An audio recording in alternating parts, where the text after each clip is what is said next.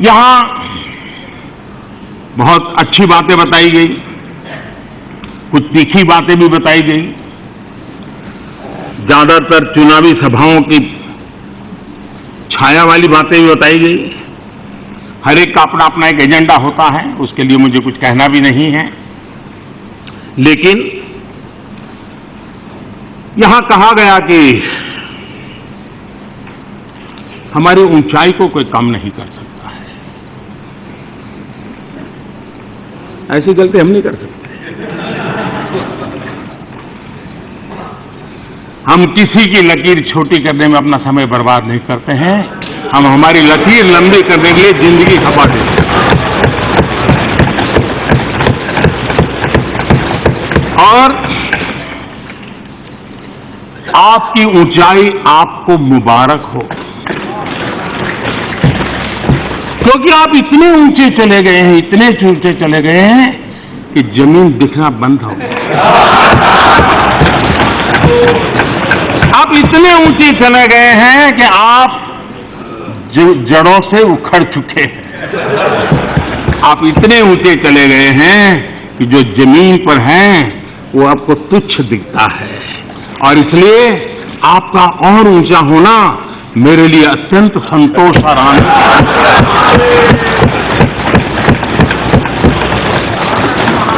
और मेरी कामना है कि आप और ऊंचे बढ़े। हमारी आपसे ऊंचाई के संबंध में कोई स्पर्धा ही नहीं है, क्योंकि हमारा सपना ऊंचा होने का है ही नहीं। हमारा सपना जड़ों से जुड़ने का है। हमारा सपना जड़ों की गहराई से जुड़ने का है। हमारा सपना, हमारा रास्ता जड़ों से ही ताकत पा करके और मजबूती देश को देना, ये हमारा रास्ता है। और इसलिए जिस स्पर्धा में हम नहीं हैं, उस स्पर्धा में हम तो आपको शुभकामनाएं ही देते रहेंगे। और ऊंचे और ऊंचे और ऊंचे जाइए।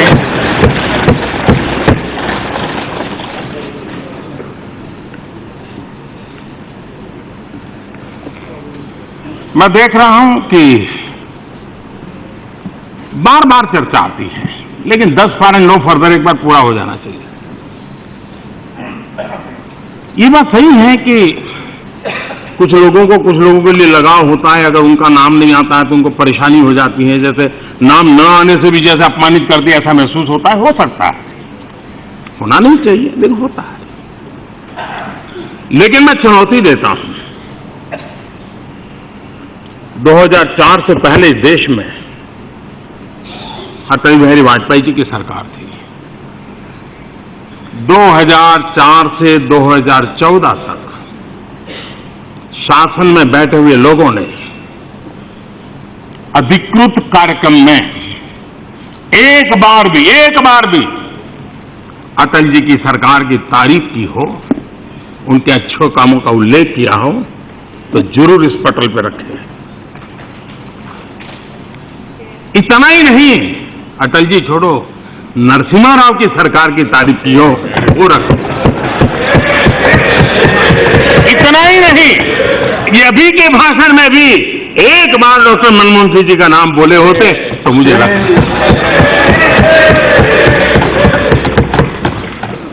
और वो बड़े बड़े लोग थे, मैं उनकी बराबरी में कुछ नहीं हूं, मैं तो एक सामान्य व्यक्ति हूं। लेकिन लाल किले पर से शायद वेरीफाई करना चाहिए, शायद मैं पहला प्रधानमंत्री हूं जिसने 2 बार ये कहा है कि आजादी से लेकर के अब तक केंद्र की और राज्य की जितनी भी सरकारें हुई, सबका देश को आगे ले जाने में योगदान है। इस सदन में भी अनेक बार मैं कह चुका हूं, आज दोबारा कहता हूं, हम वो लोग नहीं हैं। और इसलिए बार बार ये कहना, हां, उनकी अपेक्षा है वो ही नाम आए, वो एक अलग बात है। लेकिन मैं एक उदाहरण देता हूं, हम लोगों का कैरेक्टर क्या है, हम लोगों का चरित्र, हमारी सोच क्या है। जानकारी के लिए, तभी आपको समझने में सुविधा होगी। सबको नहीं होती है। गुजरात में मुझे लंबे अरसे तक मुख्यमंत्री के नाते काम करने का अवसर मिला। गुजरात के 50 साल हुए थे, गोल्डन जुबली ईयर था। उस गोल्डन जुबली ईयर का अनेक कार्यक्रम किए, सबको साथ लेकर के किए, लेकिन एक महत्वपूर्ण काम मैं आज यहां बताना चाहता हूं। मैंने सूचना की सरकार को कि 50 साल में जो राज्यपाल महोदय के भाषण हुए हैं, उन भाषणों को कंपाइल करके उसका एक ग्रंथ निकाला जाए और वो हिस्ट्री का रिकॉर्ड बनना चाहिए। अब मुझे बताएं कि 50 साल तक गवर्नर का भाषण मतलब किसका भाषण था? उस समय की सरकारों की एक प्रकार से वाहवाही कहो या उस समय की सरकारों के काम की का उसमें लेखा जोखा था। हमारे दल की सरकारें नहीं थी, लेकिन ये हमारी सोच का हिस्सा है कि शासन चलाने की व्यवस्था में जो भी है, देश को आगे ले जाने में जिसकी भूमिका है, और वो पूर्णतः सकारात्मक था। किसी अखबार के एडिटोरियल का कंपाइलेशन नहीं छापा था, गवर्नर के भाषणों का छापा है, और आज भी उपलब्ध है, जाकर के देखे। और इसलिए ये कहना कि देश में पहले के जो काम हुए उसको हम बिल्कुल गिनते ही नहीं है, और बार बार हमको सुनाते रहना, ये सुनाने का उन्हीं को हक है जिन्होंने कभी किसी को स्वीकार किया हो। वरना देश को लगता था कि उनके कार्यकाल में नरसिम्हा राव को भारत रत्न मिलता, उनके कार्यकाल में पहली टर्म के बाद डॉक्टर मनमोहन सिंह जी को भारत रत्न मिलता, लेकिन परिवार के बाहर के व्यक्तियों को कुछ नहीं मिलता है। ये हम हैं, हमारी सोच है। प्रणव दा किस दल से थे, किस पार्टी के लिए उन्होंने जीवन खपाया, उसके आधार पर हम निर्णय नहीं करते हैं। उनके देश के लिए योगदान था, भारत रत्न का निर्णय हम कर सकते हैं। और इसलिए कृपा करके मैंने ये कहने के बाद मुझे अच्छा नहीं लग रहा है, मुझे आनंद नहीं हो रहा है, लेकिन बार बार ये हमको सुनाया जाता है, तो फिर thus far and no further, आज मैं रिकॉर्ड पर चीजें रखना चाहता हूं कि ऐसा कृपा करके बार बार मत बोलिए। हम किसी के योगदान को नकारते नहीं है जी। और जब हम कहते हैं कि 125 करोड़ देशवासियों ने देश को आगे बढ़ाया, तो 125 करोड़ देशवासियों में सबको आते हैं जी। और इसलिए कृपा करके हम चर्चाओं को इतना छोटा न बना दें। माननीय अध्यक्ष जी, जब आपने हर चीज में कल तो बड़े नारे बुलवा लिए, किसने किया, किसने किया, किसने किया। आज 25 जून है साहब,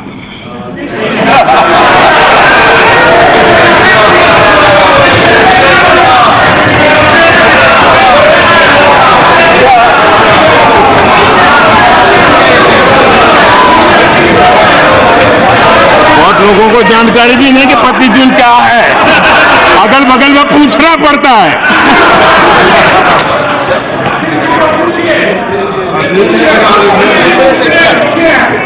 25 जून की वो रात देश की आत्मा को कुचल दिया गया था। भारत में लोकतंत्र संविधान के पन्नों से पैदा नहीं हुआ है, भारत में लोकतंत्र सदियों से हमारी आत्मा है। इस आत्मा को कुचल दिया गया था। देश के मीडिया को दबोच दिया गया था। देश के महापुरुषों को जेल के सलाखों के पीछे बंद कर दिया गया था। पूरे हिंदुस्तान को जेल खाना बना दिया गया था। और सिर्फ किसी की सत्ता चली न जाए इसलिए न्यायपालिका का जजमेंट था। न्यायपालिका का अनादर कैसे होता है उसका वो जीता जागता उदाहरण है।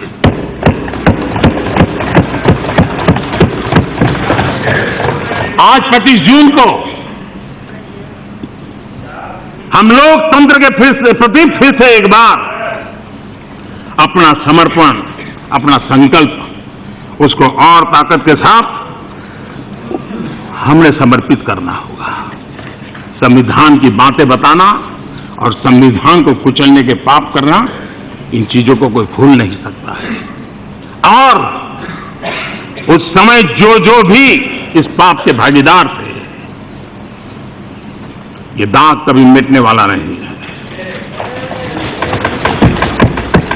और इस दाग को बार बार स्मरण करने का भी जरूरत है, ताकि देश में फिर कैसे किसी कोई ऐसा पैदा ना हो जिसको इस पाप के रास्ते पर जाने की इच्छा हो जाए। इसलिए याद करना जरूरी है, किसी को भला बुरा कहने के लिए नहीं। लोकतंत्र के प्रति आस्था का महत्व क्या है, ये समझाने के लिए भी लोकतंत्र पर किस प्रकार से प्रहार हुआ था, ये स्मरण कराना जरूरी होता है। किसी को बुरा भला कहने के लिए नहीं होता है। और इसलिए उन संपर्कों की पूरी के लिए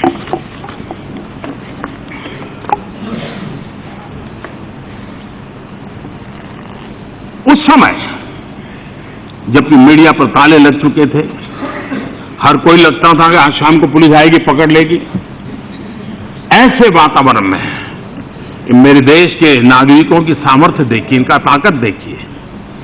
जाति, पंथ, संप्रदाय सबसे ऊपर उठ करके देश ने उस समय चुनाव में नतीजा दिया था और लोकतंत्र के लिए वोट किया था और लोकतंत्र को पुनः प्रस्थापित किया था।